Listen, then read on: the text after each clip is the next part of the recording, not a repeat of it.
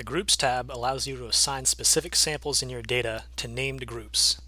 At this point, we've assumed you've successfully uploaded your data. If you have not, please see the video about uploading your files into FREDA.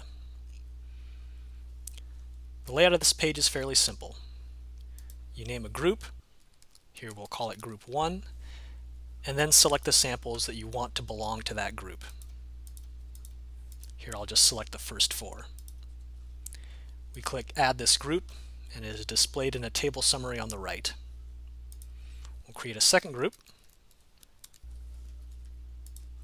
By default, FREDA selects the remaining number of samples, but we'll deselect those and select the second set of 4.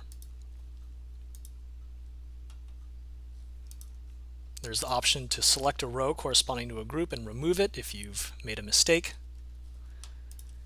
And you can add overlapping groups if you want, but FREDA will prompt you with a warning telling you that some of your samples overlap between groups.